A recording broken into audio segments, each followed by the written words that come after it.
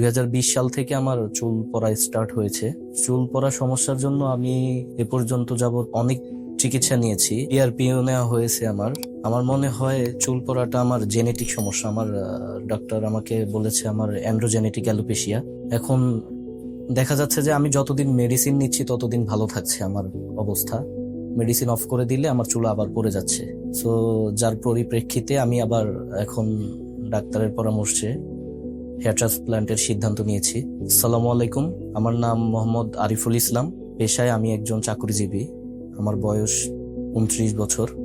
আমি hair free and hair গ্রোথে ট্রান্সপ্লান্টটা করাচ্ছি আজকে। চুল নিয়ে প্রবলেমে আছি, হেজিটেশন ফিল করতেছি বিভিন্ন কারণে, বিভিন্ন জায়গায় নিজের একটা আত্মবিশ্বাস কমে যাচ্ছে দিন দিন। মেডিসিনে কাজ হচ্ছে না, আর এটা লং টাইম মেডিসিন নিতে হবে, যেটা আমার শরীরের জন্য ভালো হবে বলে আমি মনে করছি না। তাই এই জন্য আমি হেয়ার ট্রান্সপ্লান্টের সিদ্ধান্তটা নিয়েছি। হেয়ার ফ্রি হেয়ার গ্রো সম্পর্কে আমি ফেসবুক থেকে জেনেছি। ওইখানে বিভিন্ন তাদের কার্যক্রম দেখছি, বিভিন্ন রোগী তাদের এক্সপেকটেশন গুলো শেয়ার করছে বা রেজাল্ট শেয়ার করছে, যার পরিপ্রেক্ষিতে আমি এখানে আসছি।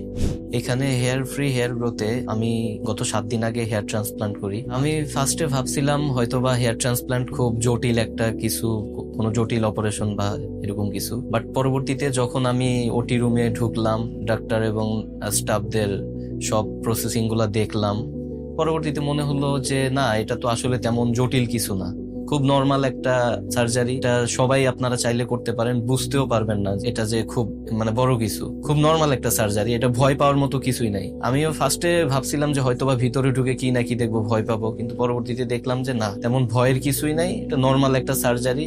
ডাক্তার খুব যত্ন সহকারে এই সার্জারিটা করে থাকেন। বাকিটা আপনারা দেখতে পারবেন যখন করবেন আপনারা। আমার 4000 গ্রাফট বসানো হয়েছিল। আমার মেথড ছিল সাফায়ার FUE। ডাক্তার এবং স্টাফদের ব্যবহার খুবই ভালো ছিল, যার ফলে আমার এই ট্রান্সপ্লান্টের এইটা ওইটা আরো সহজ হয়ে গেছিল। তো সেক্ষেত্রে এখানে কোনো প্রবলেম ছিল না, মোটামুটি ভালোই আমি সার্ভাইভ করতেছি এখন। সার্জারি আপনার একদিনেই সব কমপ্লিট করা হয়। আপনি সকালে আসবেন, হেঁটে হেঁটে সার্জারি করবেন, আবার সার্জারির পর চলে যাবেন। আপনার এখানে কোনো থাকতে হবে না, কিছু করতে হবে না। পরের দিন গিয়ে আপনি অফিসও করতে পারবেন চাইলে। আমিও ভালো এক্সপেকটেশন নিয়ে এখানে আসছি। আমার প্রত্যাশা যে আমারও একটা ভালো ফল আমি পাবো এখান থেকে আফটার সার্জারি। ডাক্তার তার সর্বোচ্চ দিয়ে করছেন, এখন দেখা যাক বাকিটা। আশা করি ভালোই হবে ইনশাল্লাহ।